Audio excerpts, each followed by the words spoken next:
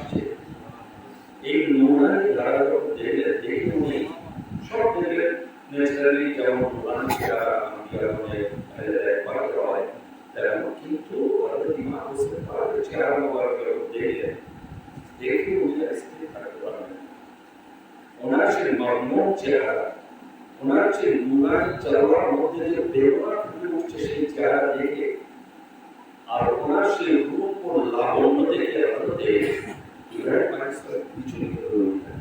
বলেন আল্লাহ এই এনাকে দেখে তো খুব আপন মনে হচ্ছে, এনার চেহারা পরে দেখে ওনার গায়ে মনে হয় আমার হৃদয়ে গেঁথে উঠছে। তিনি বলছে উনি হচ্ছে তোমার পরে আসলেন যিনি আখির নবী হবেন, দয়ার নবী, আমার মাহবুব জনাবে মুহাম্মদ রাসূলুল্লাহ সাল্লাল্লাহু আলাইহি ওয়াসাল্লাম বাগে নতিজা ফাতিমা বিনতে হাসান ইমাম হুসাইন। আর তুমি কি এখানে খুব ভালোবাসো? আল্লাহ আমি এক চোখে দেখে খুবই ভালোবেসে ফেলেছি, ওনাকে খুব শ্রদ্ধা করে ফেলেছি, ওনাকে খুব আপন করে দিয়েছি। তোমার সন্তানকে যে বাঁচানো হয়েছে তো তোমার একটা ওসিলা মাত্র, কিন্তু তোমার সন্তানের পরিবর্তে আমি ওই হুসাইনের কুরবানিটাই দেব। তখন বলেছে হযরতে ইব্রাহিম আলাইহিস সালাম শুনে ওনার হৃদয়ে কেঁদে উঠল যে এত পরীক্ষা আল্লাহ কেন, কি ব্যাপার? আল্লাহ রাব্বুল আলামিনের সেই ভাষা, সেই যে ইচ্ছা, সেই যে কুরবানি বদলে কুরবানি, এটা কোরআন শরীফে এসেছে। যখন হযরতে ইব্রাহিম আলাইহিস সালাম কুরবানি করলেন, হযরত ইসমাঈলকে বলি বলেন না, আল্লাহ সাথে সাথে বললেন সাদাকাল্লাহু ইয়া ইব্রাহিম, ইব্রাহিম তুমি তোমার স্বপ্নকে বাস্তবায়ন করে পূর্ণ করো। সাদাকাল্লাহু ইয়া ইব্রাহিম, তুমি তোমার স্বপ্নকে পূর্ণ করেছো। তারপরে বলছে ওয়াফাদাইনা বিসবিহিন আযীম, ইব্রাহিম আমি তোমার এই ইসমাঈলের কুরবানিটা একটা মস্ত বড় জিবরন মানে জবাই করা, রাসি মানে মস্ত বড় কুরবানির বিনিময়ে আমি ইসমাঈলকে বাঁচিয়ে দিলাম। তো মুফাসসিরিনে কেরাম এবং বুজুর্গানে দ্বীন এনারা বলেছে যে মস্ত বড় কুরবানির অর্থ হলো এই, একটা প্রাণী কখনো মস্ত বড় হয় না, নবীর সমতুল্য একটা প্রাণী হয় না। আপনি যখন কোন ছেলে বা আজকাল যারা অপরাধ করে, যদি কোন রকম ভাবে আমাদের ভারতের একটা নিয়ম আছে, যদি কেউ মার্ডার করে হয় তাকে মার্ডার করে দেবে কিংবা তার মুক্তি পণ দেবে। তো মার্ডার করে দিলে হয়ে গেল, আর যদি মুক্তি পণ নেয় তাহলে সেই অনুযায়ী সরকার একটা টাকা নির্ধারণ করে যে এই মৃত্যুর জন্য কত টাকা হতে পারে, বিরাট ব্যাপক অ্যামাউন্ট।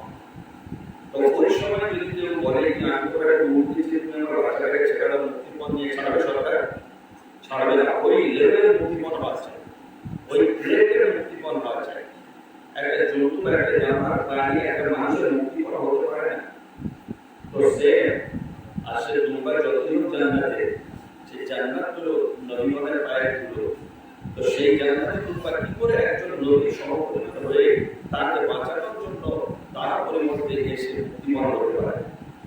তো মুফাসসিরিনে কেরাম বুজুর্গানে দ্বীন আউলিয়া কেরামের হক্কানি রব্বানি ওলামায়ে কেরাম বলেছে যে মুক্তিপণ ছিল ওই সময় ওটা একটা ওসিলা মাত্র, ওই যে জবাই করা হওয়ার জন্য দুধা, কিন্তু পরবর্তীকালে হযরত ইমাম হোসেন যে কারবালায় শহীদ হবেন, এই মুক্তিপণ চুক্তি অনুযায়ী ওই দিনটা হযরত ইসমাঈল আলাইহিস সালামকে আল্লাহ রক্ষা করে দিয়েছিলেন। আর হযরত ইসমাঈল আলাইহিস সালাম যদি ওই দিন শহীদ হয়ে যেতেন, তাহলে কিন্তু ওই দিন যদি জবাই হয়ে যেতেন, কুরবান হয়ে যেতেন, তাহলে কিন্তু একটা ক্ষতি কি হতো, সেই ক্ষতি হচ্ছে নবীগণের সিলসিলা অদূর শেষ হয়ে যেত। আখেরি নবী আপনার নসলে ওর বংশে আসতে পারতেন না। আমার দয়ার নবী ছিলেন ইসমাঈলী বংশে, ইসহাকের বংশের সমস্ত বনি ইসরাঈল নবী, হযরত জাকারিয়া, হযরত ইয়াহইয়া, হযরত মুসা সকলে, ঈসা সকলে। আর হযরত ইব্রাহিমের ওই বড় সন্তান হযরত ইসমাঈল থেকে কেবলমাত্র আমার শেষ নবী দয়ার নবী এসেছেন। আর দয়ার নবী থেকে হযরত আলী, ফাতিমা, হাসান, হোসেন এরা এসেছেন। আর এনারা যেহেতু এই সিলসিলা, এই নসলে, এই বংশে, সেই জন্য ইসমাঈল কুরবানি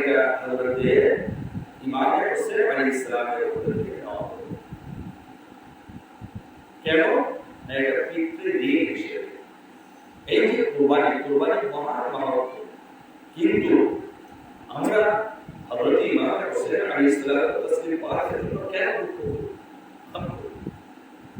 যে উনি নরমাল যদি কোন ইসলামিক যুদ্ধে শহীদ হয়ে যেতেন, রাসূল পাকের সাথে গিয়েছেন যেমন আর সফল হয়েছে, অতটা ভালো হতো না।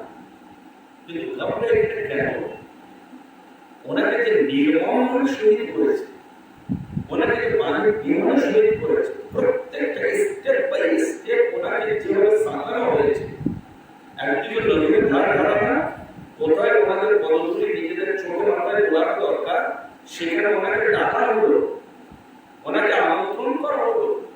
কুফার সমস্ত কারা ছিল, সমস্ত সাহাবী রাসূল এবং ওনাদের দেখনে वाला তাবেঈন, যাদের মর্যাদা ইসলামে বেশি, তাহলে তারাই ডাকলো, তারা ডেকে নির্মম ভাবে যে শহীদটা করলো। হর পল হর ঘড়ি হযরত ইমাম হোসেন যখন মদিনা থেকে মক্কা থেকে যখন আপনার কুফা থেকে যাচ্ছে, কুফা ভুলে যখন এইবারে কারবালায় ঢুকলেন, এইবারে কারবালায় ঢুকে যখন জিজ্ঞাসা করলেন যে এই জায়গাটার নাম কি, আমার বড় বড় বিচরণগুলো আছে বলা হলে কারবালা, তখন উনি বললেন শাহজাদা আলী আকবর যে এটা হচ্ছে আমাদের আকিদা আমাদের নাম, যেখানে বাবুগার চেয়ে রক্ত ফুটে উঠছে। বললেন চিন্তিত হলে যে সেই জায়গা, যে জায়গা আমার রাজা সংবাদ দিয়েছিলেন, তাহলে ওরা চিন্তা করলো প্রত্যেকটা জিনিস স্টেপ বাই স্টেপ সামনে দেখানো হচ্ছে।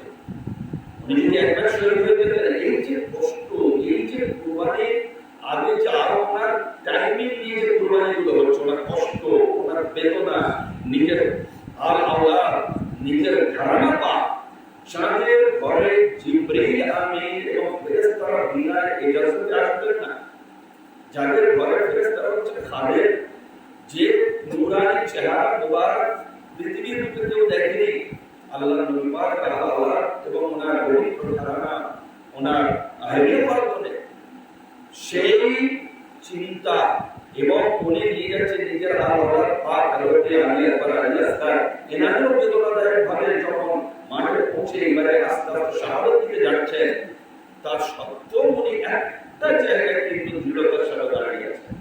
বেদনাটা আওলাদের অবশ্যই, নিজের স্ত্রী পরিবার বর্গ আর বোনের বেদনা অবশ্যই, কিন্তু ওনার মেন টার্গেট ছিল যে কোনো ভাবে আলো ইসলাম, ইসলামের ঝান্ডাকে, নবী পাকের মিশনকে, নাজাতের ধর্মকে ছুঁতে দিয়ে হবে। এর জন্য যে কোনো কোরবানি হৃদয় বসে দিতে রাজি আছে। তো সেই অবস্থার বদ্ধ পরিকর ছিলেন উনি যে কোরবানি হতেই হবে, কিন্তু তাকে ছুঁতে দিয়ে হবে না। কিন্তু এই বেদনাদায়ক ভাবে এই যে কোরবানি, এই বেদনাদায়ক কোরবানিকে তো আজ আমাদের দিলে তো গেঁথে গিয়েছে না, যে একটা পশুকে, একটা জানোয়ারকে পর্যন্ত কোনো মানুষ যদি আপনার জবাই করতে যায়, পানি খাইয়ে দেয়, চারা খাইয়ে দেয়, তাকে আরামের সাথে রাখে, আরাম ভাবে তাকে আপনার জবাই করে। কিন্তু এখানে হযরত মাওলানা আল্লাহ ওনার যে কোরবানিটা দেখুন, অনেক কোরবানি হলে করতো, কিন্তু সর্বপ্রথম যখন যুদ্ধ হলো, ওনার সহযোগী ওনার সাহাবা পাকরা যখন যুদ্ধে গেলেন, একের পর এক শহীদ হয়ে ফিরছে, উনি সকলকে তুলে নিয়ে আসছে, সকলকে কাঁধে করে তুলে নিয়ে আসছে, আপনার তুলে নিয়ে আসছে সব ছিন্ন ভিন্ন অবস্থায়।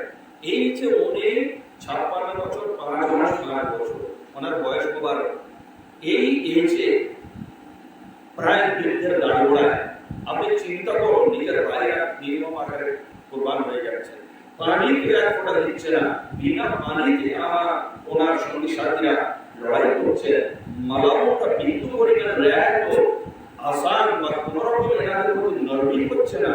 তারা চিন্তা করে এই ইমান এ কথাগুলো কাকে বলবেন? এ তো প্রচন্ড দায়ক হার বেদনা। এই যে সবরের কুরবানি হচ্ছে, এখানে সবর, এই যে সবর দিচ্ছে, আমি চিন্তা করুন ওই সবর যে একদিকে বড় ইমাম আলী আকবর পাক হযরত ইমাম হোসেন পাকের বড় শাহজাদা, উনি বললেন না হুজুর আমি যাব, তখন বলছেন না বাবা আমি তোমার অনুমতি দিতে পারবো না, তোমার পূজা তোমাকে বড় করেছে, লালন পালন করেছে হযরত সাইয়েদনা আলাইহিস সালাম, নবী পাকের নামাজি আপনার নাতনি চিন্তা করো হযরতে मौला अली मुश्किल कुशा बाहर कोरिया टुकड़ा होना शाहजादी हजरत ज़ैनब अलैहिस्सलाम हां मतलब मौजूदा है पृथ्वी पे तो आज ওনার কাছ থেকে যাও তুমি অনুমতি নাও তখন কোরিয়ার সাথে লাগিয়ে বলছে বাবা তোমাকে কেমন অনুমতি দেব একটু আগে যতটুকু গিয়েছে এই মালাম এজিদ শরীফরা কারো উপরে রিয়াক্ট করেনি নরমি করেনি তোমাকে ওই যুদ্ধের আগে ছিন্ন ভিন্ন হতে দেখবে এই দিনের জন্য তোমার লাভ করেছি না তোমার যেতে হবে না বলে তুমি জান আমি যদি না যেতে পারি তাহলে আমার আব্বা চলে যাবে আর আমি 25 বছরের টকবকে নওজোয়ান আমার আব্বা সকাল থেকে নিয়ে আসতে ঢুকা তার পানি পিয়াসা আর আমাদের জন্য উনি ঢাল স্বরূপ হয়ে আছেন আর উনি কি এই অবস্থায় উনি লড়বেন আর আমি সীমায় বসে দেখবো চিন্তা করো নবী পারে না এটা হতে পারে না অসম্ভব তুমি জান আব্বা লড়াই করে শহীদ হবেন আর আমরা বেঁচে থেকে দুনিয়ায় কি করবো আমি কোন দিনের জন্য তাহলে আব্বার কাজে লাগবো আপনি আমার অনুমতি দেন যেন আব্বার জন্য আমি আব্বার সামনে অন্তত শহীদ হতে পারি এবং আব্বার কিছুক্ষণের জন্য অন্তত ওনার হায়াতটা আরেকটু বেড়ে যায় হ্যাঁ আমরা রয়েছি হতে দেবো না আমাদের সামনে আব্বারের কোরবান ঠিক ওনাকে খুব বোঝানোর পরে সাথে সাথে ওনার সুন্দর করে সাজানো হলো আলী আকবরের এবারে পরিচয় সমস্ত কিতাবে আছে এর দরবারে বলার সম্ভব নয় টাইম ওনার যখন গেলেন সাজিয়ে গুছিয়ে যখন ওনার দুধ ঘোড়া কিনে সওয়ার করে দেওয়া হলো উনি যখন গেলেন মনে হলো যেন জান্নাত থেকে নূর আপনার কারবালার মাঠে নেমে এসেছে উনি হুবহু হুজুর রাসূল পাক সাল্লাল্লাহু আলাইহি ওয়াসাল্লাম পাকের আকৃতিতে ছিলেন হুবহু और ওনার যে নুরানি শক্ল ওনার যে চেহারা মুবারক ওনার যে বদনের নুরানি জলওয়া নবী পাক তো হায়াতে ছিলেন না চলে গেলেন তার 50 বছর পরে হচ্ছে তা মানুষের যখন নবী পাকের দেখার ইচ্ছা হতো তখন মানুষজন এসে হযরত আলী আকবরকে দেখে নিজেদের নবী পাককে দেখার তৃষ্ণা মিটিয়ে দিতেন এ হচ্ছে নবী কালাম আজও আওলাদ পাক যারা আছে আজও আমাদের খানদান পাক আছে আমাদের মুর্শিদ চার নম্বর দরবার শরীফ হুজুর রাসূল পাকের 36 তো মাত্র 36 ডিসেন্ডেন্ট বংশধর সে জাওয়ার নুরানি যদি চেহারা দেখেন পাগল হয়ে যাবে কোনো কল্পনা করতে পারে আমরা বহু মানুষ দেখেছেন ওরকম জাওয়ার চেহারা নুরানি দেখতে পাবেন তো আজ তাহলে সেই ঘরানা কি নুরানি ঘরানা তাহলে এইবারে যখন উনি গেলেন ওনাকেও পর্যন্ত দেখে তীর বর্ষা মারা শুরু করলো তারা এই মুসলমান আর মুসলমানের মধ্যে টপ গ্রেডের লকবধারী সমস্ত সাহাবার আল্লাহ আর তো কেউ নেই সাহাবা নেই তাবিন আমাদের মতো জেনারেল সাধারণ মানুষ তো নয় এবং ওনারা প্রত্যেকেই নামাজি গাজী আপনার হাজি এবং তসবিহ পাঠ করনেওয়ালা জুব্বা তাড়ে পাগড়িও না হ্যাঁ মাশাআল্লাহ পুরো একদম ইসলামী লিবাস কিন্তু যখন আল্লাহর রাসূল সামনে চলে এসেছে তখন সেই ইসলামী লিবাসের এই মুল্লা যে ওই আলে রাসূল গায়ে কি মারবে ওই দাড়ি ওই টুপি ওই জুব্বা ওই সেজদার দাড়ি নিয়ে ওই লিবাসের কি মুল্লা মর্যাদা এটাই যে যাদের ওপরে নামাজ আমরা দরুদ পড়ছি আল্লাহুম্মা সাল্লি আলা মুহাম্মদ ওয়া আলা আলি মুহাম্মদ কামা সাল্লাল্লাহু আলাইহি ওয়া আলা আলি ইব্রাহিম হে রাসূল হে আল্লাহ আপনি মুহাম্মদ ও আলে মুহাম্মদ নবীর বংশের উপরে রহম দান করুন যেমন আপনি ইব্রাহিমের আলাওয়ালের উপরে রহম দান করেছেন হ্যাঁ বরকত দান করুন যেমন বরকত দান করেছেন তাহলে ইব্রাহিমের আওলাদকে হযরত ইমাম হাসান হযরতে আপনার ইসহাক নবী হযরতে ইসমাঈল নবী ওনারা আর ওনাদের বংশে আমার নবী পাক আর আমার রাসূলের বংশকে আলী ফাতেমা হাসান হোসেন এনাদের আওলাদ আর এনাদের আওলাদ ওটা আমাদের দরুদ পড়ি আমরা মুসলমান যাদের উপরে দরুদ পড়ছি তারাই সচক্ষে তাদেরকে দেখতে পাচ্ছি দেখতে পেয়ে কি করছি কি বিশ মিনিটের কি আল্লাহ ইত্যাদি পাচ্ছি আমরা ছিলাম না। এবার আপনি এই জায়গাটায় দাঁড়িয়ে ওদের বিচার করুন, মুখগুলো হবে না।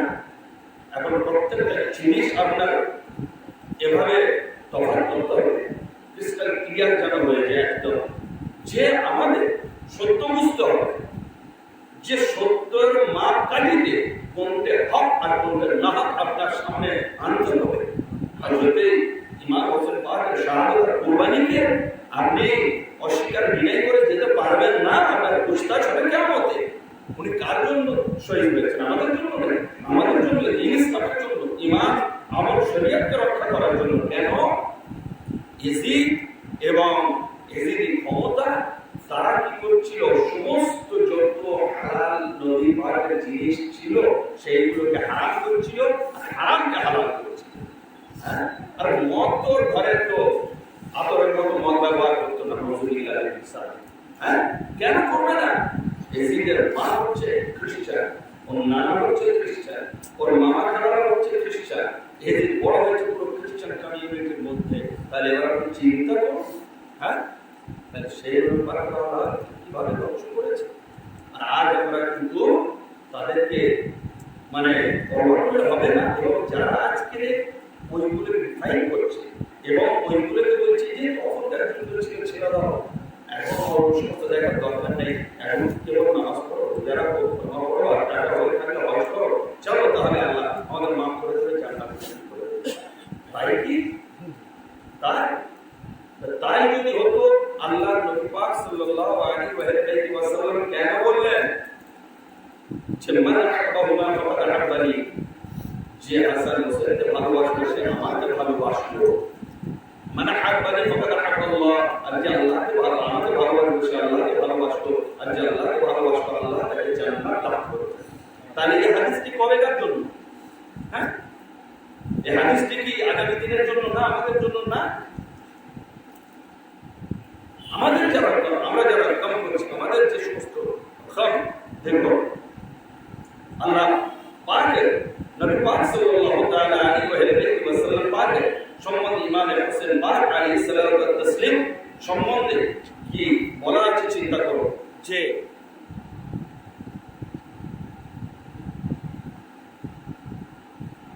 হযরত ইমাম হোসেনকে হযরত আব্দুল্লাহ ইবনে ওমর রাদিয়াল্লাহু তাআলা আনহু কাবা শরীফের ধারে দেখলেন। উনি রয়েছেন কাবা শরীফের ধারে, হযরত ইমাম হোসেন আলাইহিস সালাম কাবা শরীফের ধারে গেলেন হযরত আব্দুল্লাহ ইবনে ওমর। তখন হযরত আব্দুল্লাহ ইবনে ওমর কি বলছেন জানেন? বলছেন আযা আহাব্বু আহলি আরদ ইলাস সামাই ইয়াওমা, যে শোনো, আজ এই ব্যক্তিকে তোমরা যে দেখছো হোসেনকে, এই হোসেন যত না এই দুনিয়াবাসীর কাছে প্রিয়, তার থেকে বেশি প্রিয় হচ্ছে আসমানওয়ালার কাছে প্রিয়। সুবহানাল্লাহ। তাহলে এবার আপনি চিন্তা করুন যে ইনি হচ্ছেন এমন এক ফিগার যে দুনিয়ার মানুষ ওনার হকিকত বুঝতে পারেনি। আল্লাহ রাব্বুল আলামিন ওনাকে দিনওয়ালা পাঠানোওয়ালা, তিনি হযরত ইমাম হোসেন পাকের হকিকত জানেন। আর কে জানে? রাসূল জানেন, মওলা আলী জানেন, ফারুক হাসান জানেন ইমাম হোসেন কে। তো হযরত ইমাম হোসেন পাক শাহাদাত যখন পেলেন, নিয়ে মওলার বাচ্চা করছে, এইবারে উনি বহু মরদুদকে মেরে মেরে হিমালয়কে এলেন, পিপাসায় বুক ফেটে যাচ্ছে, এসে বললেন আপনার হুজুর একটু পানি পাবো? যদি আমি এক ফোঁটা পানি পাই মরদুদদেরকে একবারে ধ্বংস করে দেব। ইমাম হোসেন পাক আলাইহিস সালাম তিনি কাঁদছেন, কিন্তু চোখ থেকে পানি নেই, পানি শুকিয়ে গিয়েছে। বাবা, তুমি কখনো, তোমাকে আমি খালি হাতে ফিরাইনি, যখন যাচ্ছি ছোটায় দিয়েছি, কিন্তু পানি এই মুহূর্তে কোথায় পাবো? পানি তো সব বন্ধ, প্রায় ঘিরে রেখেছে, মালা মন্ত্র পানি দেবে। এক কাজ করো, আমার যে এই জিহ্বা মোবারক, আমার নবী পাক সাল্লাল্লাহু আলাইহি ওয়াসাল্লাম বাল্যকালে যে চুষতেন, খেজুরের মতো চুষতেন, নবী পাক উনি জানতেন যে আমার হোসেন একদিন এরকম মানসিক অবস্থায় শহীদ হবে, সেই আদর উনি আগে থেকে করে যেতেন। যেমন এক মজলুমকে করা হয় সবসময়, হুজুর ওনাকে সেই মতো দেখতেন। তো এবারে কি হলো? বললেন বাবা তুমি আমার সেই জিহ্বাটা একটু চুষো। বললেন বাবা তাই দেন। এইবারে শাহাদাতকে নিজের মুখে ধারে নিয়ে জিহ্বা পাক করে দিলে হযরতে আলী আসগার পাক আপা হুজুরের জিহ্বা মোবারক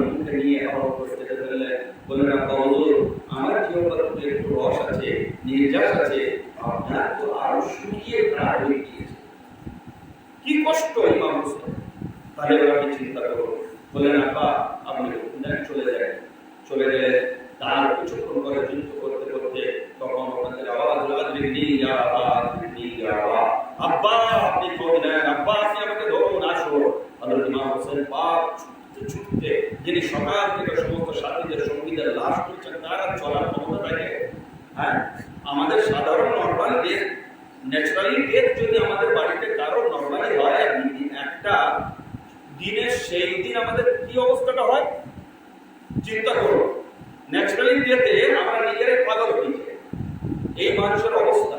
তাহলে যেখানে এই ধরনের কষ্টের মধ্যে বিনা দানা পানিতে অত্যাচারের সাথে কখনো বল্লম মারা হচ্ছে, কখনো ছুরি মারা হচ্ছে, কখনো বর্ষা মারা হচ্ছে, চিন্তা করতে পারছেন আপনারা মুসলমান মারছে আল্লাহ নবীর ধারণাকে?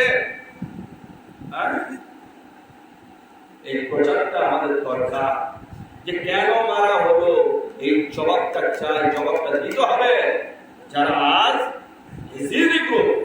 যারা আজ ইমাম হাসান হোসেন পাকের সিদ্দিক শাহাদাত কে জানে না, চেনে না, এনাদের আলাওয়াতকে চেনে না, নবীর ঘরানাকে চেনে না, তাদেরকে জবাব চাই যে কেন তোমরা মারা হলো, বা এর জবাব তোমরা দাও। কেন না, তোমরা যদি জিকির করো, তোমরা যদি আল্লাহকে যদি ভালোবাসতে, তাহলে তোমরা নিশ্চয়ই এনাদের দেখার কথা, বেরোনোর কথা মানুষের সামনে তুলে ধরে নবীর প্রেম, নবীর আওলাদের মহব্বতে মানুষকে জাগাতে, কিন্তু ওই তা তো করছো না।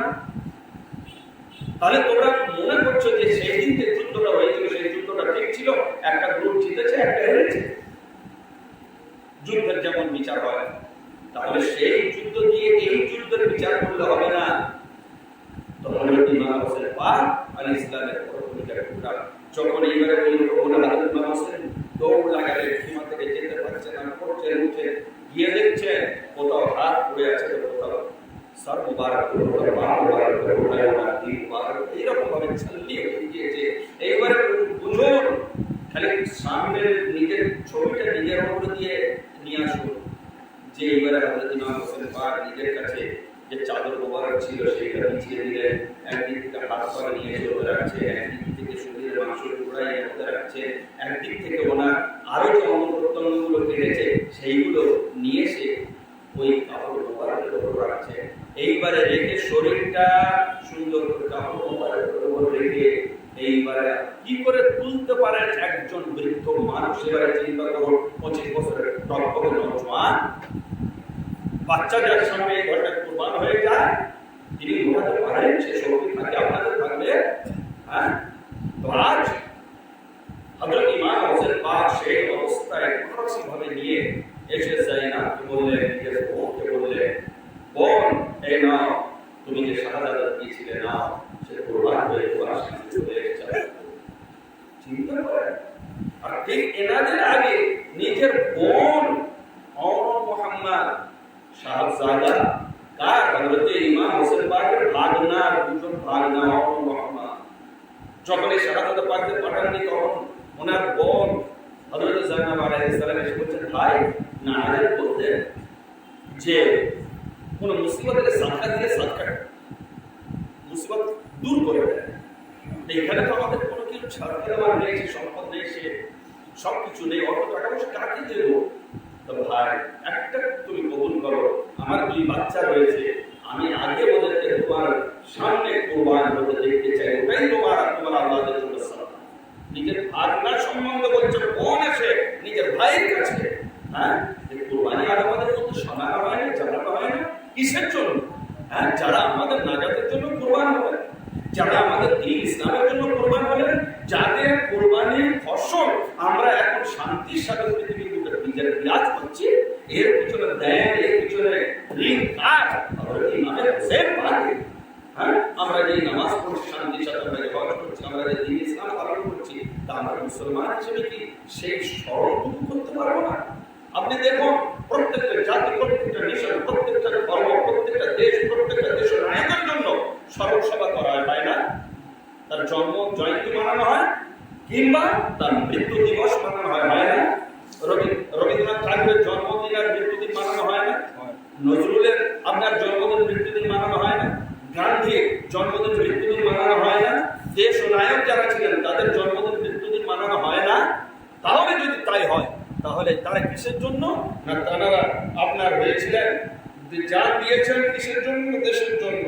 ওনারা মানব জাতির জন্য ওনারা বরেণ্য হয়ে চলে গিয়েছেন। সেই জন্য দেশবাসী জাতি ধর্ম নির্বিশেষে তাদেরকে পালন করছে, তাদের স্মরণ করছে। আর আমরা ইমাম হোসেন, যিনি খালি মুসলমানকে নয় সারা সমগ্র মানব জাতিকে উদ্ধার করে গেলেন, হক ও বাতিলকে দেখিয়ে দিয়ে গেলেন, সত্য মিথ্যাকে তফাৎ করে দিয়ে গেলেন, সেই ইমাম হোসেন আমরা যদি গ্রহণ না করি তাহলে কে করবে? আর যদি না করি তাহলে আমাদের মতো চির অকৃতজ্ঞ পৃথিবীর মতো কোনো জাতি হতে পারে না। হযরত ইমাম হোসেন যদি আমাদের না হতেন, অন্য কোন খ্রিস্টান, ইহুদি, অন্যান্য ধর্মের জাতির মধ্যে হতেন, হযরত ইমাম হোসেনের তারা প্রত্যেকটি মোড়ে মোড়ে মোড়ে মোড়ে আমার ইমাম বলছে ইমাম হোসেনের ইয়াদগার সোনার মূর্তি করে তারা ইয়াদগার সাজিয়ে রাখতো। যে হযরত ইমাম হোসেনের মতো এত বড় বীর পৃথিবীর বুকে আসে, এত বড় শহীদ পৃথিবীর বুকে আসে, এত বড় সাবির পৃথিবীর বুকে আসেনি, এত বড় ন্যায় পরায়ণ পৃথিবীর বুকে আসেনি, এত বড় সত্য মিথ্যার মধ্যে তফাৎকারী পৃথিবীর বুকে আসেনি, এত বড় মানব জাতিকে সত্য বুঝিয়ে দেওয়ার জন্য নিজের আল্লাহ জান দিয়ে কুরবান হয়ে গিয়ে সত্য সামনে তুলে ধরা কত মহাবীর পৃথিবীর বুকে আসেনি। হযরত ইমাম হোসেনের মতো এত বড় ধার্মিক এবং এত বড় আল্লাহর কাজে প্রতিজ্ঞাবদ্ধ, এত বড় ন্যায় পরায়ণ মানব পৃথিবীর বুকে আসেনি। যে হযরত ইমাম হোসেন এসেছেন, উনি একজনই ইমাম হোসেন হয়েছে, দ্বিতীয় আর দুনিয়া কিয়ামত অবধি ইমাম হোসেন আর হবে না। কি মনে করেছেন? সেই নিয়ামত আল্লাহ আমাদের মানব জাতির মধ্যে দিয়েছেন, মুসলমানের মধ্যে দিয়েছেন। আর মুসলমানরা ওনাকে সম্পূর্ণ ঘৃণা করে, ওনাকে সম্পূর্ণ অবজ্ঞা করে, ওনাকে সম্পূর্ণ অবহেলা করে, ওনাকে সম্পূর্ণ পশ্চাৎ পিছনে ফেলে রেখে দিয়ে আমরা মৌজ করে ঘুরে বেড়াচ্ছি। এই মহারম হারামের এই কোনো চর্চা কিন্তু দেখা বেদনা ওঠে না। নিজের বাপ মারা যায় 40-এর কথা বলে থাকে, নিজের মা মারা যায় তো বছরের বছর বছর মিলাদ করা, ইসলাম সওয়াব করা, মৌলবীর টাকা ফাতিহা পড়া, কোরআন করা, মিলাদ করা, গরিবদের মধ্যে বিলিমন্টন করা, সেগুলো সব আছে। মৌলবীদের টাকা সেগুলো আছে। ওই মৌলবীদের তখন 40 হোক, 22 হোক, কিংবা বছরে হোক, বর্ষে হোক, আপনারা মিলাদ মাহফিলের মৌলবী সাথে ডাকেন না কি ভাই? ডাকেন তো। তখন কি তারা এসে বলে এটা বেদাত হারাম করা যাবে না? নাকি ভাই এসে কম্পিউটার দিয়ে খেয়ে যায় কিনা, পড়াশোনা করে খেয়ে দিয়ে যায় কিনা, এবং টাকা পকেটে নিয়ে যায় কিনা? তখন তো হারাম বলে না, তখন তো না যায় বলে না, তখন তো বেদাত বলে না। যে না এত বছর হয়ে গিয়েছে, আপনার আম্মা মারা গিয়েছে, 10 বছর হয়ে গিয়েছে, কি দরকার আপনারা ছেড়ে দেন। কখনো বলেছে কোনো মেম্বার থেকে কোনো মৌলবী? বলেনি। কিন্তু যখন ইমাম হোসেন, যিনি আমাদের ঈমান, আমাদের ইসলাম, আমাদের শরীয়ত, আমাদের কোরআন, আমাদের যাবতীয় সবকিছু যে আল্লাহ পাকের হাবিব এনেছিলেন আল্লাহর কাছ থেকে দুনিয়া প্রচার করার জন্য, সবকিছু তিনি হেফাজত করলেন আর শহীদ হয়ে গেলেন। তার নামে হাতিয়া করা বেদাত, মজলিস করা হারাম, একটু শরবত পান করা, গরিব মানুষদের অসহায়দের খিচুড়ি বিলি বন্টন করা, কাপড় চোপড় বিলি বন্টন করা, সাদকা খয়রাত করা, ইমাম হোসেন পাকের জিকির করা, এসব মৌলবীরা তখন ফতোয়া দিয়ে দেয় এগুলো করা যাবে না। কেন? আমাদের সাধারণ মা, আমাদের সাধারণ বাপ, আমাদের সাধারণ চাচা থেকে, আত্মীয়-স্বজনের থেকে ইমাম হোসেন আলাইহিস সালাম পাকের মূল্য কম? এই মনে করেছেন আমাদের যদি জায়েজ হতে পারে তাহলে ইমাম হোসেন পাক আলাইহিস সালাম তো সর্বপ্রথম জায়েজ হওয়া দরকার। তো আজ হযরত ইমাম হোসেন পাক আলাইহিস সালামের তারাই কেবলমাত্র এই মাহফিল করতে পারে, ওনার মহব্বত রাখতে পারে। আল্লাহ যাদেরকে এই আলেম নবী ঘরানার প্রতি মহব্বত দিয়েছে, মহব্বত যারা পেয়েছে, মহব্বত সবাই পায় না। আপনার কলমা করতে পারে সবাই, কিন্তু নবীর প্রেম সবাই করতে পারে না। ওই কলমা পড়েও সাহাবীও হয়েছে, আবার ওই কলমা পড়েও মুনাফিকও হয়েছে। আপনি সূরা মুনাফিকুন খুলে দেখুন, সূরা মুনাফিকুন কোরআন শরীফের মধ্যে কাদের জন্য নাযিল হয়েছে? আমাদের জন্য না, না। সেই যুগে নাযিল হয়েছে আল্লাহর নবীর সামনে এসে কলমা পড়ছে, পড়ে নবীকে বিট্রে করছে, নবীর সাথে নামাজ পড়ছে, নবীর বিরুদ্ধে চলছে। তাহলে কলমা দুই রকমের, এক মুনাফিকি কলমা, এক নবীর ঈমানি কলমা। তাহলে এই দুটো জিনিস আমাদের কোরআনের ইসলাম শিখিয়েছে। তখন তফাৎ করে দিয়েছে কোরআন যে দেখো কলমা পড়লেই যে মুমিন মুসলমান হয়ে যাবে, নট দ্যাট। এই চিন্তা তোমরা করো না, মুনাফিকও হতে পারে। তাহলে আজ আমরা কি করছি? ওভারঅল যে যার মাথায় তুমি দাঁড়িয়ে দেখছি, ব্যাস পাক্কা মুমিন মুসলমান। আসসালামু আলাইকুম। এত বড় দাঁড়িয়ে দিচ্ছে, জুব্বা দিচ্ছে, মাথা মুসলমান। হ্যাঁ, মুসলমান পরিচয়টা কি দিয়ে হবে?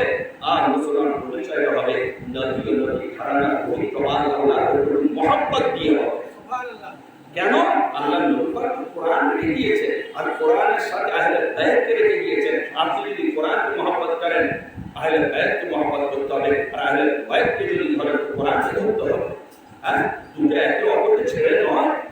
ये তিরমিজি শরীফের হাদিস, এটা যেটা আমাদের মাদ্রাসায় পড়ানো হয়, মুসলিম শরীফের হাদিস, সিরাজের হাদিস যেটা মাদ্রাসাতে পড়ানো হয়, তাহলে কোথায় গেল আমাদের সেই ইমান? হ্যাঁ, আজ কারবালা শরীফের স্মৃতি আমরা করি না, আমরা ভুলে আছি। আলহামদুলিল্লাহ, আজ আমরা বাড়িতে আল্লাহ রহম করুন যে আজকের এটা নিয়ে তৃতীয় মজলিস চলে গেল। আর আপনারা সকলে হাজির আছেন, আল্লাহ আপনাদের প্রত্যেকের কিন্তু মনে রাখবেন। আজকের যারা হাজির আছেন প্রত্যেকে কেন হাজির আছেন আজকের? একটু জোরে বলুন। আমাদের কারণ ব্যক্তিগত কারণে? তার জন্য ইমাম হোসেন কে? আল্লাহ পাকের নবীর পেয়ারা, আল্লাহ পাকের পেয়ারা। তাহলে নবীর পেয়ারা আর নবীর আল্লাহ পাকের পেয়ারার জন্য আমরা এখানে বসেছি। আমরা হয়তো সেই দিনের বিন্দুমাত্র কষ্ট আমরা দিয়ে শোধ করতে পারবো না, কিন্তু আজ তার ইয়াদগার বানানো হচ্ছে। সেই ব্যথাকে আমাদের অন্তরের মধ্যে পড়াশোনা করে শুনে একটু ফিল করার চেষ্টা করা হচ্ছে। এই ফিলটুকুর নামই হচ্ছে ঈমান। এইটার নাম হচ্ছে আপনার ঈমান ও মুহাব্বত। আর এইটাই হচ্ছে যখন আপনার দিলের মধ্যে থাকবে, নবী পাক কি খুশি হবেন না? হ্যাঁ, যে দেখো আমার হোসেনের জন্য ওরা অন্তত একটু হলেও তো স্বীকৃতি দিয়েছে, গম করেছে, বা একটু জিকির করেছে, আমার হোসেন কি কষ্ট করে শহীদ হয়েছে। হ্যাঁ, আল্লাহ নবী সাল্লাল্লাহু আলাইহি ওয়াসাল্লাম, এই দেখুন পৃথিবী বিখ্যাত সিরুশ শাহাদাতাইন কিতাব হযরতে আব্দুল আজিজ মুহাদ্দিস দেহলভীর লেখা, আরবিও রয়েছে, উর্দুও রয়েছে, অরিজিনাল আরবি। এই কিতাব নেটে পাওয়া যায়। হ্যাঁ, যারা শুনছে নেটে মেরে দেখুন, সার্চ করে দেখুন, এক্ষুনি পেয়ে যাবেন সিরুশ শাহাদাতাইন এই কিতাবে লেখা আছে। মিশকাত শরীফের 1570 পৃষ্ঠার দিকে লেখা আছে। কি লেখা আছে? যেদিন আল্লাহ হযরত ইমাম হোসেন শহীদ হয়েছিলেন, সেই দিন হযরত ইবনে আব্বাস এবং উম্মে সালমা, আল্লাহ নবীর চাচাতো ভাই আর ওনার স্ত্রী পাক আমাদের মা জানা, স্বপ্ন দেখলেন দেখতে একেবারে দুপুরের সময়। কি দেখলেন? আশুরার দিন 100 হিজরি, আপনার মুহররমের সময়। কি দেখলেন? যে আল্লাহ নবী ধুলো হয়ে সারা শরীর একেবারে মাটির মৃত্তিকা লেগে আছে। আল্লাহ নবী পাকের চুল, ভাইবার চেহারা, বলেই অবস্থা যেন বিরাট ঝড় হয়ে গেলে যা হয়, এরকম অবস্থা হয়েছে। হযরত উম্মে সালমা, হযরত ইবনে আব্বাস দেখে ভয়ে কিন্তু হুজুর কি ব্যাপার, এত কষ্টের মধ্যে কেন আপনার চেহারা পারা? মাদ্রাসার কিতাব ভাই বলছেন, আপনার মিশকাত শরীফের মধ্যে বলছি, যেটা মাদ্রাসার প্রথম হাদিসের কিতাব ভাই। হ্যাঁ, তো সেই হাদিসের কিতাবে কি লেখা আছে? এই স্বপ্ন দেখে ওনারা দুজন চিৎকার করে জিজ্ঞাসা করলেন স্বপ্নের মধ্যে, হুজুর কি ব্যাপার, এত কষ্ট কেন আপনার, কি ব্যাপার? বলছি এই মাত্র আমি কারবালায় হাজির ছিলাম, ওখান থেকে ফিরছি। ইমাম হোসেন এবং তার আওলাদ এবং আওলাদ আসহাব যারা ইমাম হোসেনের সাথে শহীদ হয়েছে, আমি ওখানে সেই সকাল থেকে ছিলাম, এবং এই হাতে যে তুমি রক্ত দিচ্ছ, এই রক্তের বদল আমি সমস্ত রক্তগুলোকে জমা করেছি আল্লাহর কাছে পেশ করব। তাহলে হযরত ইমাম হোসেন আলাইহিস সালাম পাকের সম্বন্ধে আপনার যে কথাগুলো আল্লাহ নবী সাল্লাল্লাহু তাআলা আলাইহি ওয়াসাল্লাম তিনি কি বললেন, এই আপনার এই যে قال النبي صلى الله عليه وسلم في النوم ذات يوم نصف النهار أشخص أكبر بيده ضرورة فيها دم فقلت ما هذه؟ قال أمر الحسين وصحابه لم أزل ألتقطه منذ اليوم فحسي ذلك الوقت فوجدته قد قتل ذلك اليوم। ابن عباس বলছে, আমি ওই দিনটা লিপিবদ্ধ করে রাখলাম, তখন খবর এলো কারবালা থেকে যে হ্যাঁ ওই দিন ওই সময় উনি শহীদ হয়েছে। এটা সিরুশ শাহাদাতের 105 পৃষ্ঠা। এটা কোন কোন হাদিসে আছে দেখুন, মুসনাদে আহমদ জিলদ আউয়াল, ফাযাইল সাহাবা, আল মুআজ্জাম আল কবীর, আপনার দালাইল নবুওয়াত, উসদুল গাবা, তারিখ বাগদাদ, আল ইসাবা, আল বিদায়া ওয়ান নিহায়া, ফায়দুল কদির, যাখাইর ওয়া খাসাইসুল কুবরা, তারিখুল খুলাফা, ইমাম জালালউদ্দিন সুয়ুতি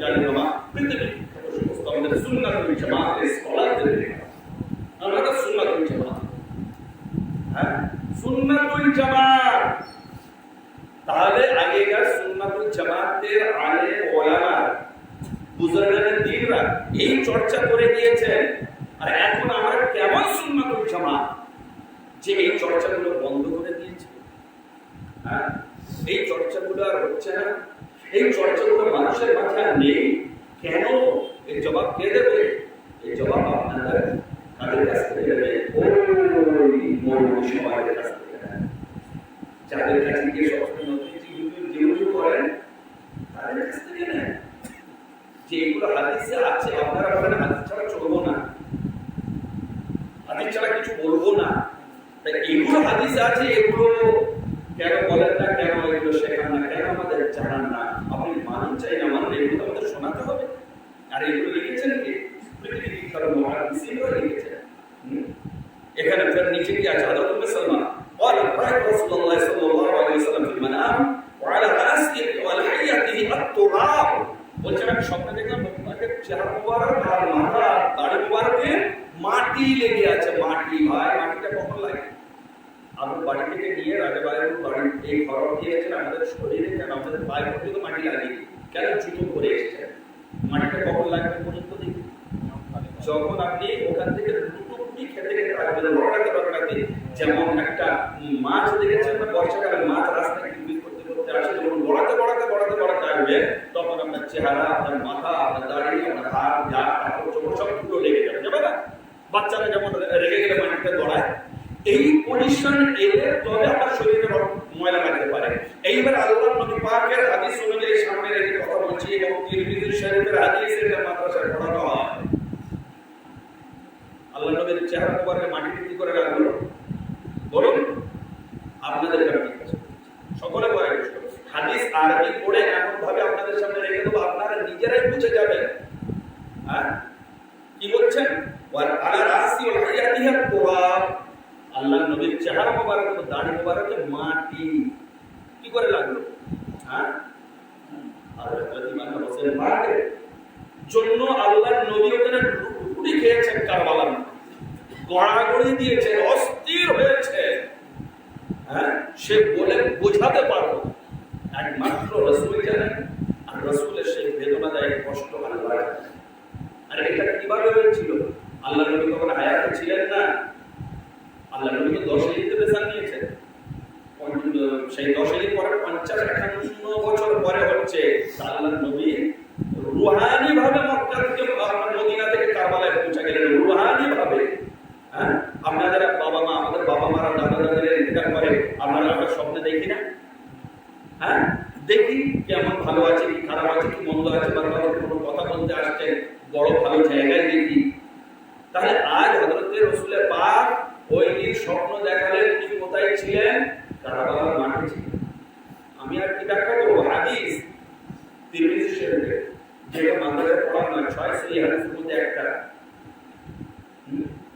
তাহলে এই হাদিস শরীফগুলো আমরা কেন শুনি না? ইমাম হোসেন পাক সম্বন্ধে এগুলো শুনলে তবে তোমরা জানতে পারবো। হযরত ইমাম হোসেন পাক আলাইহিস সালাম এইবারে যখন ওনার তো আওলাদ পাকের কথা বললাম, প্রত্যেকটা বন্ধু গেলে ঘন্টা পর ঘন্টা লেগে যাবে। তো হযরত তারপরে আলী আসকার ওনার আউন মুহাম্মদ ওনাকে সাজিয়ে দেওয়া হলো যে ভাই সাদকা হিসেবে বলে না, আমার কুরবান ফরম দেওয়া হয়ে গেছে, তোমরা বলে না হতেই হবে। খুব আর্জি করলেন, 2 ভাগের বাকি দিয়ে শহীদ হয়ে এর দিয়ে হযরত ইমাম পাক সকলকে ওই চাদর মোবারক করে রাত মোবারক তুলে নিয়ে। চিন্তা করুন কত সবর, কত কষ্ট, কত বেদনা, কত ধৈর্য উচ্চ শিখরে পৌঁছে গেলে হযরত ইমাম হোসেনের এই পরীক্ষাটা উত্তীর্ণ হতে পারে। চিন্তা করুন, মানুষ পারে নিজের সঙ্গীরা শহীদ হচ্ছে, তার লাশ তুলে আনছে, নিজের আল্লাহ শহীদ হচ্ছে, লাশ পাক তুলে আনছে, কেউ নেই তো তোলা, ওই লাশ উঠিয়ে আনারও সঙ্গী, ওনার সঙ্গী কেউ নেই, সব শহীদ। একা কোনোরকম ভাবে নিয়ে এসে তোমার সামনে রাখছে।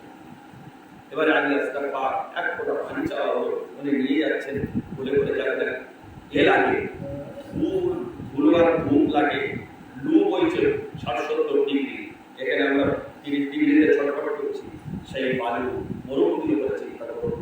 এমন সময় পানি চাইলে একটা 20 দিন এসে কি বেদনা কার করেছিল? মুসলমান।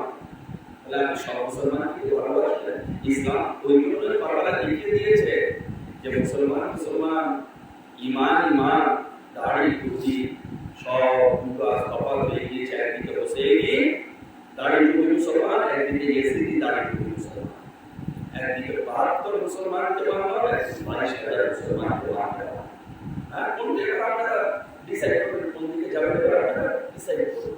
প্রত্যেকেই আপনারা মানে এখানে আজ আমরা আছে আমাদের ব্যবসা বাণিজ্য ঘর বাড়ি গাড়ি বাড়ি যাবতীয় সব দুনিয়ার বুকে ইজ্জতের সাথে আছে, কিন্তু মরলে একদিন যেতে হবে আমার সামনে, কিছু যাবে না। ওই দিন আপনি ওই বাড়ির সাথে এসিদের সাথে যাবেন না 72 জনের কারবালা শহীদের সাথে যাবেন, আপনাকে ডিসাইড করতে হবে, আপনার ডিসাইড করতে হবে।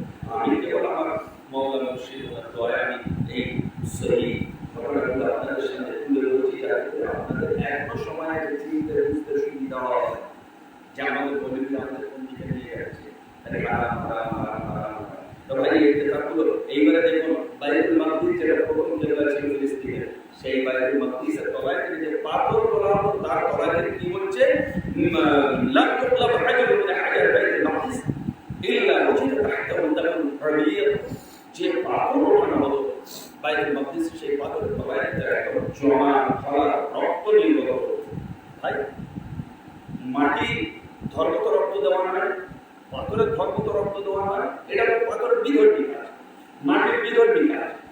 হ্যাঁ, মানুষের ধর্ম, মানুষের সজাতীয় ধর্ম কি আমাদের শরীরে রক্ত আছে।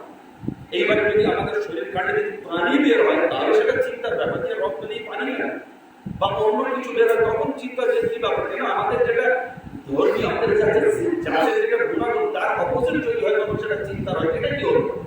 তা পাথরের তলা এবং মাটির উপর থেকে যদি আমরা মাটি তুলে বা পাথর তুলে রক্ত পাই তাহলে সেটা চিন্তার ব্যাপার। ওটা এই ব্যাপারটা কি ব্যাপার, রক্ত কেন পাথরের তলা? হ্যাঁ, পাথর থেকে পানি বের হয় এটা ঠিক আছে, মাটি থেকে পানি বের হয় ঠিক আছে, কিন্তু রক্ত বের হচ্ছে কেন? এখানে পরিষ্কার লেখা আছে আল মুজাম্মিল কাবির মুস্তাদরাক সহিহ সুন্নাতুল জামাতে না হলো 10-15টা কিতাবের হাওয়ালা। হ্যাঁ, প্রত্যেকটি কিতাব আমাদের আহলে সুন্নাতুল জামাতের এই ঘটনাগুলো প্রত্যেকটা পাথরের তলায় থেকে রক্ত বের হচ্ছে মানে কি আল্লাহর গজবের নিশানা। আল্লাহর গজবের যখন কোনো বিধর্মী কিছু ঘটে যায় পৃথিবীর বুকে সেটা বুঝে নিতে হবে যে আল্লাহর কোনো বড় পরীক্ষা গজব হয়েছে যার কারণে এটা হচ্ছে। হ্যাঁ, তো সুতরাং এটা বুঝতে হবে যে হযরত ইমাম হোসেন আলাইহিস সালামের রুতবা ওনার মর্যাদা কি ছিল সেদিন, যে এইবারে হযরত ইমাম হোসেন আলাইহিস সালাম উনি এইবারে সব যখন শহীদ হয়ে গেলেন উনি যাচ্ছেন, হযরত ইমাম হোসেন বাপ যখন গেলেন তখন কি হলো উনি সকলকে বুঝিয়ে দিলেন যে দেখো এখনো তোমরা চিনো না আমি কে, এখনো তোমরা চেনো আমি কে, আমি হচ্ছি আওলাদে রাসূল, আমি হচ্ছি ফাতেমার জীবন পারা, আমি হচ্ছি মাওলা আলী পাকের কলিজার টুকরা, তোমরা এখনো সত্যের দিকে চলে এসো। তবুও বলছেন ওদের এজেন্টদেরকে বোঝানোর জন্য যে তোমরা এখনো সত্যের দিকে চলে এসো, তবুও তারা এলো না, তীর মারল হযরত ইমাম পাকের নিশানি মোবারক লাগলো। দেখুন এখানে কিতাবে লেখা আছে যে হযরতে के बेवफा कुफियों ने जिगर पाराए रसूल के फरजंद बतूल के मेहमान बुलाकर उनके साथ ये सलूक किया जे एक कुफिया एक कुफी मुस्लिम है मुसलमान है या रसूल पाक के खानदान और के की व्यवहार करो, यहां तक कि शहर में बिछा हुआ एक तीर आपके मुकद्दस निशानी पर लगा। हजरत इमाम हुसैन का निशान को तीर जगह আপনার কিসের মতো ঢুকিয়ে রাখা হয়েছিল আর নিয়ম ছিল আর কি শরীর যেত সেই তীর মারা হলো ইমামের পেশানি মোবারক লাগলো, যে পেশানি মোবারককে আল্লাহ নবী পাক মুসার ভিতরে চিন্তা করুন সেই পেশানি মোবারক লাগলো, যে পেশানি মোবারক সবসময় সেজদায় করতো সেই পেশানি মোবারক লাগলো। তো এইবারে রাসূল পাক সাল্লাল্লাহু আলাইহি ওয়াসাল্লাম ওনার যে আওলাদ পাক কলিজার টুকরাকে মুসা দিতে তো যখন লাগলো দেখলেন সারা রক্ত দিয়ে পড়ে ওনার চেহারা মোবারক লাল হয়ে গেছে, উনি বেহুশ হয়ে একেবারে পড়ে যাচ্ছেন কি ঘোড়ার পিঠ থেকে ঘোড়ায় বসে গেল। আস্তে আস্তে হুজুর নেমে পড়লেন। এইবারে তো মালাউনের মারা বন্ধ দেয়, শুনুন এইবারে কি হলো যে अब জালিমের নেজো সে হামলা কিয়া। এইবারে জালিম মালাউন কাফিরদের হাতে যে বললাম ছিল, সেই বললাম যে ইমাম পাকের শরীরকে মারছে। একবার চিন্তা করুন তো, আপনি যদি ওখানে থাকেন, আপনাকে যদি মারা হয়, কেউ যদি এরকম মারে, আমরা যদি থাকি, আমাদের যদি এরকম মারে, পজিশনটা খালি সামনে আনবো। হ্যাঁ, আমাদের লক্ষ্য করি সারা জগতের মানুষ যদি এক জায়গায় করা যায়, বর্তমান ইমাম হোসেন পাকের একটা কদম পাকের ধুলোর সমতুল্য হবে না। তাকে ওইভাবে মারছে। এইবারে চিন্তা করুন যে সানান, এর সানান ছিল আপনার সাহাবী ছেলে। एक ऐसा नेजा मारा जो तने 10 पार हो गए, वो ये हजरत इमाम पाक के ऊपर एमन एक बल्ला मारे शरीर के ऊपर हो गया। जब तीर और नेजा और शमशीर के 72 जख्म खाने के बाद কত রকম तीर আর বল্লামের কটা ওনার গায়ে জখম হলো 72টা। চিন্তা করতে পারছেন, 72টা জখম হযরত ইমাম পাকের শরীরকে একদম ছাঁচড়া করে দিল। তারপরে উনি আস্তে আস্তে সেজদায় মাথা রেখে, এইবারে আপনার সীমার এলো, মালাউন এলো, কি করবে না ওনার গলা মোবারক কাটবে, ওনার মাথা মোবারক কেটে আলাদা করবে। তখন বলছে সীমা, তুই আমার বুকের উপরে থেকে নাম পারবি না, এই দিকে কাটবে। তখন আমার কি নাম আমি বলছি, আমার এই ঘাড়ের থেকে কাট, এদিকে আমার উসাল দিতে সেই জায়গায় চুরি চলবে না। যে ইমাম হোসেন পাক একটু যদি খানাদের ফারমান ঘরে ছুটে যেতেন নবী পাক ইমাম হাসান হোসেন খানকে বলতেন, মা ফাতেমা তুমি এই বাচ্চাদেরকে কাঁদাবে না কেন? না আমি আমি তোমার আব্বা, না আমি কষ্ট পাই। যে কাঁদতেন 2 শাহজাদাকে নিয়ে বেড়াতে বেরিয়ে যেতেন। তাহলে এবারে সেই হোসেনের যদি 50 বছর পরে কারবালায় মর্মান্তিকভাবে শহীদ করে, তাহলে আমার রাসূলের কতটা কষ্ট হয়েছিল এবার আপনি চিন্তা করুন। আমি তো বলতে পারি এই ঘটনা দেখে যে হযরত ইমাম হোসেন পাক আলাইহিস সালাম ও ইমাম হাসান হোসেন পাক রাসূলের পাকের চার মোবারক 2 ইমাম যদি এক জায়গায় দাঁড়ানো থাকতো, অর্ধেক মিলে পরিষ্কার মনে হতো যে ও রাসূলের পাক দাঁড়িয়ে আছে। তাহলে এবারে এইটাই যদি হয়, তাহলে বোঝা যাচ্ছে যারা হোসেনকে বল্লাম মেরেছে, তীর মেরেছে, তরবার চালিয়েছে, যারা এই করেছে, তারা হোসেন নবী মুহাম্মদ রাসূলুল্লাহ করেছে। ওই কষ্ট হুজুরকে দিয়েছে। হ্যাঁ, আপনার ছেলে যদি কষ্ট আপনার লাগবে না, হ্যাঁ কি আমাদের প্রত্যেকই বাপ ছেলে ফ্যামিলির মানুষ, তো হযরত ইমাম হোসেন পাক আলাইহিস সালামের ওই কষ্ট ওনার বেয়াদবি করা, ওনার সাথে বিরোধ করা, এটা স্বয়ং সাথে নবীর সাথে, সাথে পয়গম্বরের সাথে, আচ্ছা সাথে পয়গম্বরের সাথে মুসলমান থাকতে পারে। তো ইমাম হোসেন সেদিন দেখিয়ে দিয়েছিলেন যে আজ আমার এই মাথা দিয়েও আমি জয়লাভ করে গিয়েছি। কেন জয়লাভ করার যুদ্ধে হারা ও জেতা এটা হয়তো দুনিয়াবি হিসেবে জয়লাভ, কিন্তু ইমানি হিসেবে এটা জয়লাভ নয়। ইমানি হিসেবে জয়লাভ কোনকে, যেটা ইমাম হোসেন দেখিয়ে দিলেন, মাথা দিলেন না, অন্যায়ের কাছে নত স্বীকার করলেন না, ওদের কাছে বাইরে করলেন না, এজিদ যা দাবি করেছিল সেগুলো উনি মানেননি। ওইটাই হযরত ইমাম হোসেন মাথা দিয়ে উনি জয়লাভ করে সারা বিশ্ব বাজারে সকলকে দেখিয়ে দিলেন সব সত্যের যে জন্য সবকিছু ত্যাগ করা যায়, সত্যের জন্য সবকিছু ত্যাগ করা যায়, কিন্তু সবকিছু অন্যায়ের জন্য সত্যকে ত্যাগ করা যায় না। তুমি দুনিয়ার অনেক কিছু পেতে পারো, কিন্তু সত্যকে ত্যাগ করে না, সত্যকে ডুবিয়ে বিসর্জন দিয়ে না। ইমাম হোসেন ওইটাই লিখেছিলেন। এইবারে যখন ওনার কর্তা মুবারক কেটে মাতা বল্লামের সাথে নিয়ে এবারে কুফা থেকে চলে যাওয়া হচ্ছে কোথায়, এসিদের দরবারে দামাশকাসের দিকে গেলেন। হযরত ইমাম হোসেন এটা বলে কি এখনো জিন্দা আছেন কেন? আল্লাহ পাক বলা তাকুল দেন বলে ইসরাঈল, তোমরা যারা আল্লাহর রাস্তায় শহীদ হয়েছে তাদের মুর্দা বলো না, তারা জীবিত। এইবারে আরো দেখো ওই সময় ওই দিন হয়েছিল, আমি আপনাদের হাদিস শরীফ পড়ে শুনিয়ে শেষ করব। دراسة الأثر عن المنهاج ابن عمر وقال أن الله يبعث الحسين وقبل ما أنا بدمشق وقال يدك الراس رجل يحفظ سورة الكهف حتى بلغ قوله تعالى حسبت أن أصحاب الكهف والرقيم كانوا من آياتنا عجبا.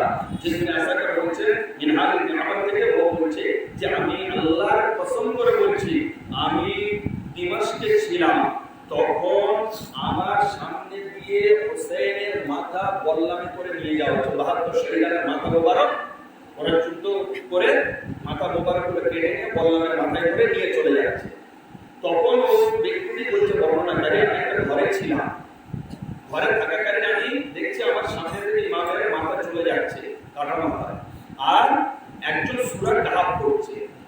সূরা কাহাফ আর শুক্রবার দিন সূরা কাহাফ পড়তে হয়, তো সূরা কাহাফ পড়ছিল। তো উনি বলছেন যখন ওই ব্যক্তিটি ঘরের মধ্যে সূরা কাহাফের এই অংশে পৌঁছালেন, কোথায় আমরা সিকান্না হাসাবাল কাহাফ রাতিমা কানা মিন আয়াতিনা আজাবা,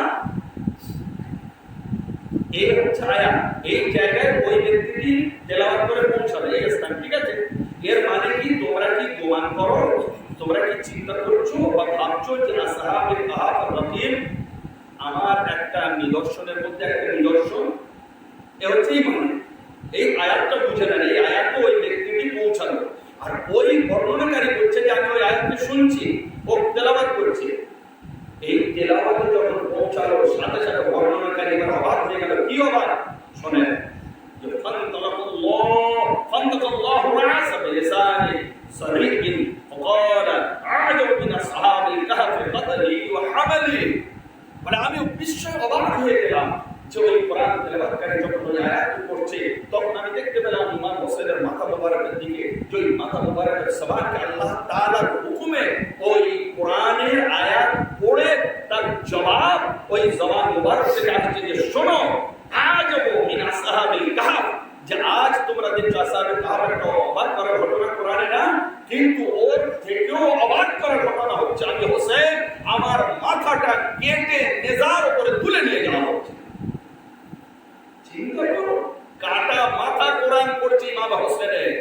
কোথায় লেখা আছে এটা দেখুন, আপনাদের দেখাই কোথায় লেখা আছে, খালি হাওয়াগুলো দেখুন আর আপনারা আপনাদের গ্রাম ইমাম মুমিনদের জিজ্ঞাসা করুন। দেখুন ইবনে আসাকির জিলদ নম্বর 60 নম্বর ভলিউম, এই যে প্যাকেট আছে এইরকম প্যাকেট যদি আপনি 60টা জমা করেন কত তো ছাদ বয়ে চলে যাবে না? ভারতের মন্দিরে এই বই পড়েছে, চোখে দেখেছে? হ্যাঁ, আরো দেখুন শারহুস সুদুর আল্লাহ রাসূল, এটা ছোট বই, ফাসাইলুল কুবরা 2 খণ্ড, সাবিলুর রশাদ, সাবিলুল হুদা রশাদ, এটা 11তম জিল মানে খণ্ড, 76 পৃষ্ঠা।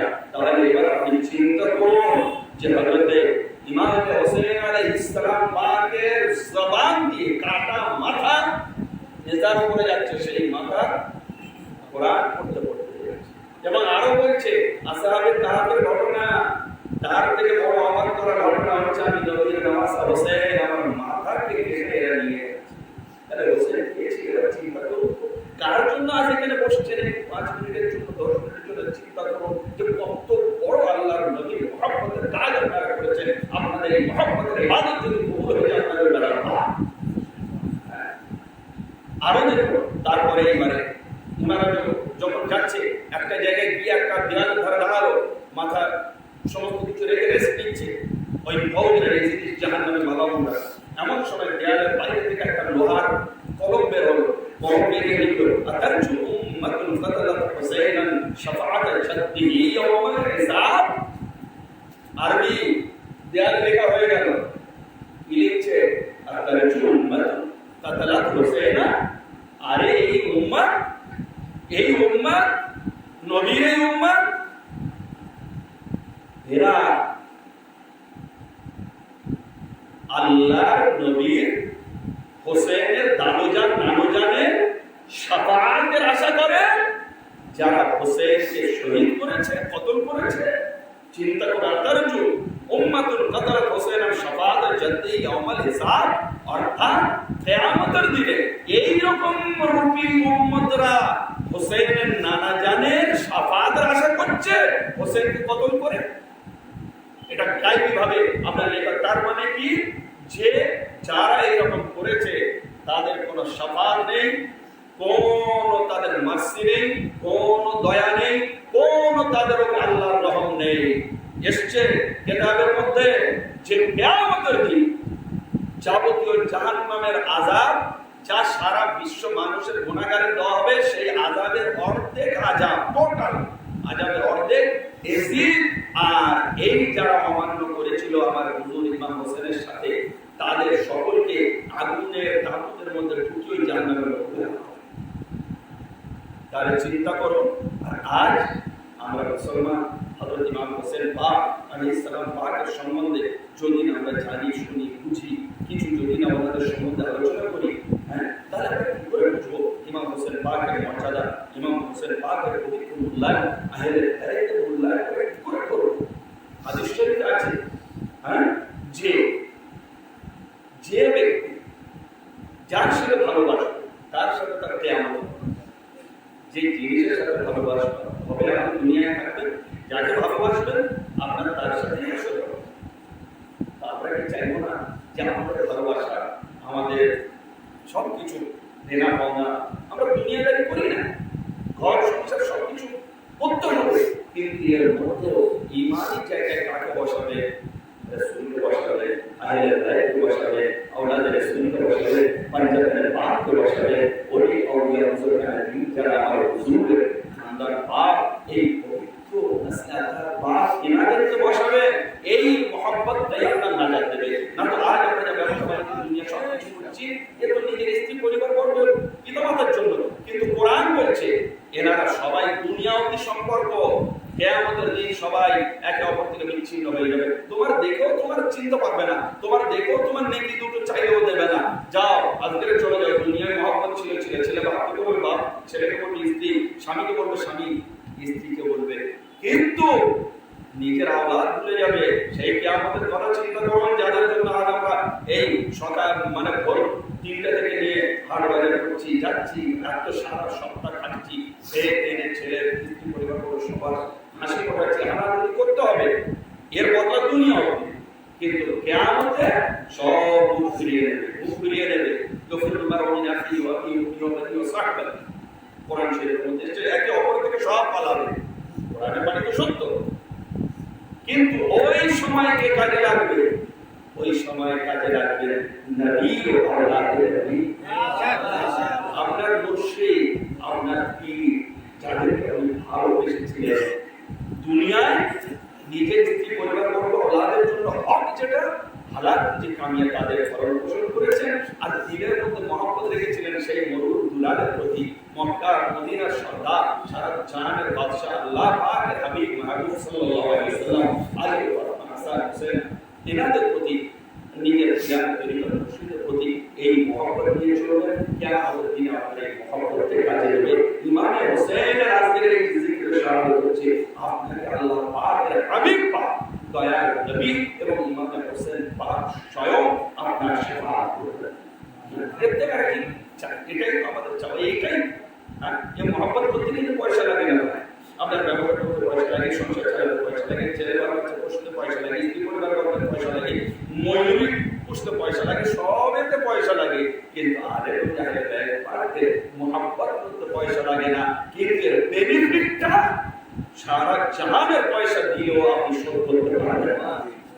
সুতরাং সেই মহব্বত, অমূল্য মহব্বত, নবী ওয়ালার মহব্বতের, আওলাদ রাসূলের প্রতি নিয়ে আসুন। কোরআন এই জন্য বলেছে, কুল্লা আসআলুকুম আলাইহি তোমাদের কাছে আর কিছু চাই না, খালি আমি নবী আমার ঘরানার মহব্বত দাও।